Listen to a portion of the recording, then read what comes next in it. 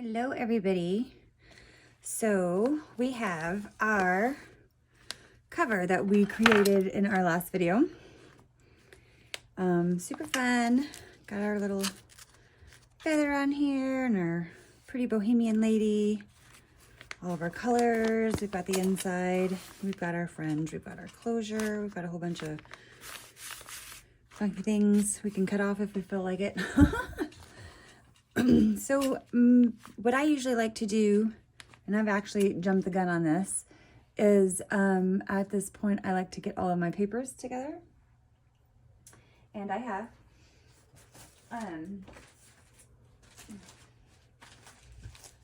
So I have gone through my stash and have found you know, with my 12 by 12 paper pads, I've used those. I have digitals that I will list down below. I have created my own digital, which I will insert a video here in just a second to show you guys what I created for this Bohemian journal. But these pages I have coffee dyed in the past. And I have some really neat stencils that I put on them to you know, look really cool.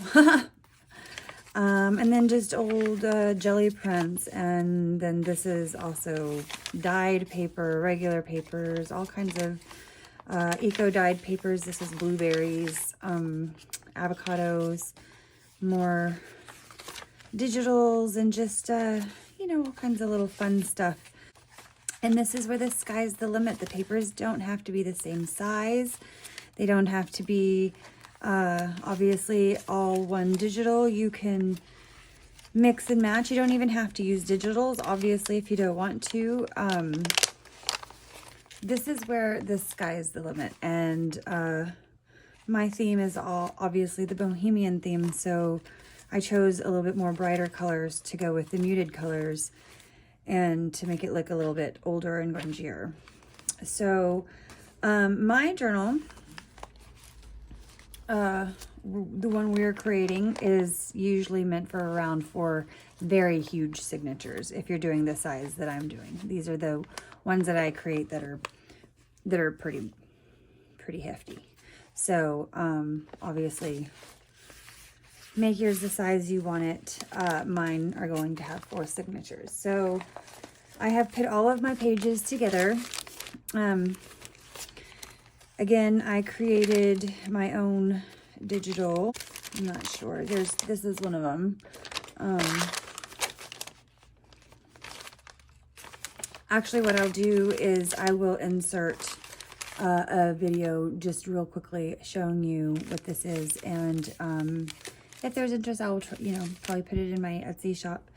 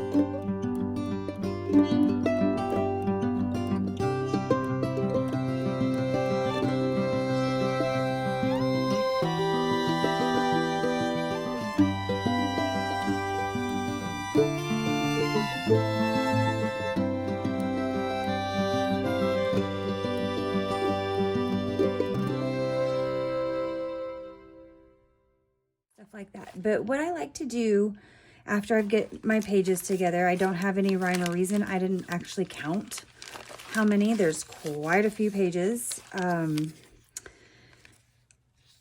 Some people are not fond of adding a lot of pages because, and as a matter of fact, normally I add a lot less because I like to hinge pages in there and, you know, stuff like that. But as of right now, I have 15 to 20 pages put together, you know, including well, I guess we can count. Let's just count them with us. 1, 2, 3, 4, 5, 6, 7, 8, 9, 10, 11, 12, 13, 14, 15, 16. So 4 signatures, around about 16 pages. And they're already, because they're dyed and things like that, they're already pretty grungy. So you wouldn't even really have to do anything if this is the route that you take. But let's just say that you use regular papers and they're kind of all just laying like flat, kind of like this right here. And there's not a lot of grunge to them and you want them to. So what I have done to make them look a lot more grungy is, well, I haven't done a lot of it, but as you can see down here, it's like that. So my process for this is I take a good pair of scissors, or you can, I mean, I'm sure there's lots of things that you can use. And let's just take one of these that I haven't really done yet. Put those over to the side. And you just kind of start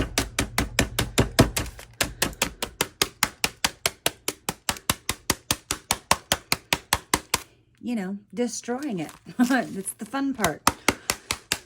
If you have anybody that's upsetting you or need to get some anger out, this is a great way.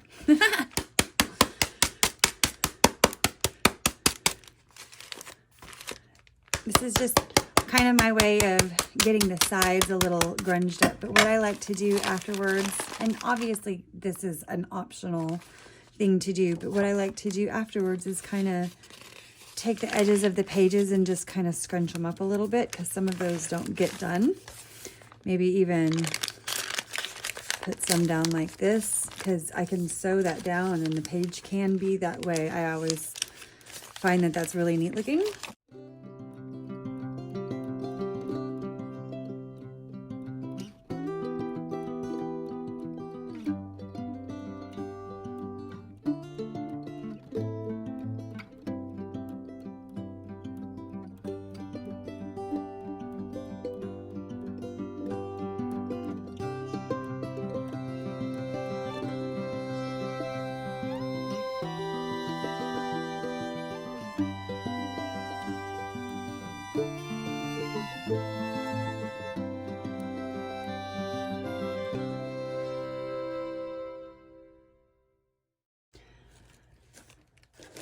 So now we have 3 of them, and I will show you what it's like when they're all done and what I usually do after that. One of the things that you can do is spray it with sprays. You can rub some of your oxide ink pads on it and spray it with water. That always seems to do some really neat stuff. I can show you that real fast. Let's go with some ground espresso. I'm going to use my Distress Oxide. And what you can do, as we can see here, these are all kind of going the same direction. So I think let me turn that around and do something a little bit different. See if we can do that. Okay. So what we can do is take our ground espresso and just rub it.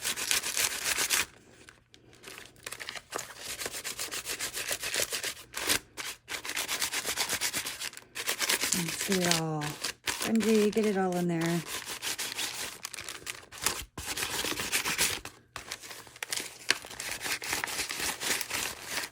You see, just really getting that good on the tops.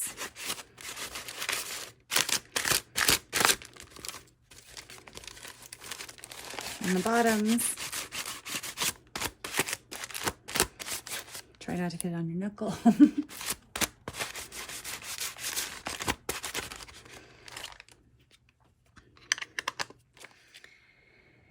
And then get you some water. I have a small one somewhere. Here it is. I move the cover so we don't get it wet. You just get your water and move that oxide around a little.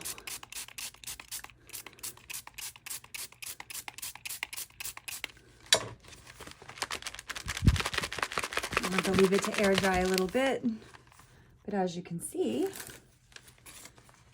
we've got some really a bit dirty, grungy, but still very colorful pages compared to this side, which I haven't done yet. So I think it turns out really neat. You can kind of go in, because some of the shorter pages don't get much. This right here can go for a, you know, like a quick dousing kind of. Gives it a little character, a little grunge. Just didn't get much on it. If you want it to all go together, obviously you don't have to do this. You know, do a little bit like that.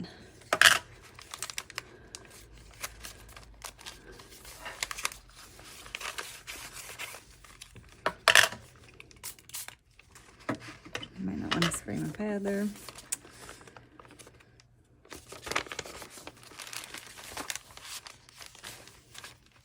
So, you see, you kind of have the idea here how this is working.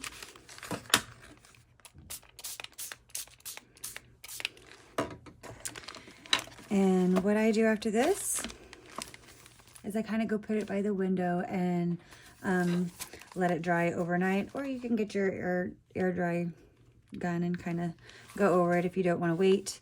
But there's lots of steps that you can do in the process. You can start making tags and things like that. So I usually just put it over to the side and let it dry for now. And then after that, that's when, before I start sewing them together, that's where I would go and take each individual page to my sewing machine if I wanted to sew down maybe some of the sides and make some of those kinds of embellishments. Now, I do also put tabs and things like that, but I will probably have them all, everything already in the book, or at least the signatures sewn together at that point. But as of right now, I'm going to go ahead and grunge up the rest of these and then let them dry, and I will be back and show you what those look like then.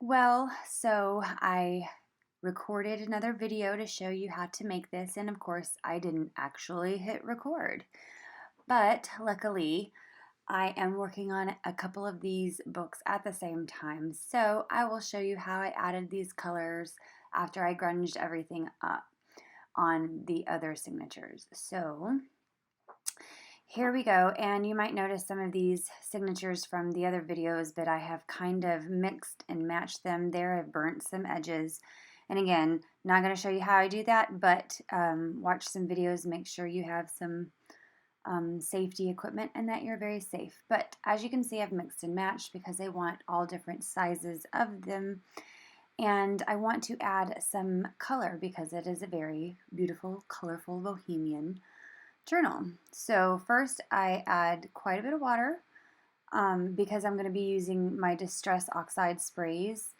and stains on here, and the water really helps with the activation with that. I think first I start with Salvaged Patina, if I'm not mistaken. Yeah, looks like it. If you can read sideways. Anyway, so I'm kind of spraying bits and pieces here and there to add colors to the sides of these signatures. I think it looks really, really neat once it's all said and done. And there's no, rhyme or reason how you want to do it. If you just wanted it one color, just add the one color. I'm making mine pretty colorful for the Bohemian. I'm not sure if this is wilted violet or...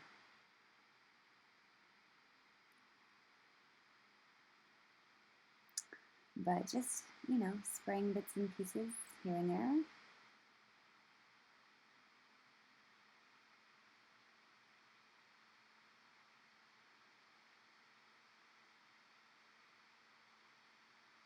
And that every now and then you just add a little bit more water to move all of the colors around. Keep in mind, especially if you have an inkjet printer, not a laser jet printer, that when you do add this water, you are also going to move the ink that was printed on the paper. I don't mind that. This looks maybe like fire brick. I don't mind the ink moving on some of the signatures. So I tend to like more of a grungy effect, and or an old worn effect, maybe that's possible. But here, yeah, just adding some colors that I like and letting it move.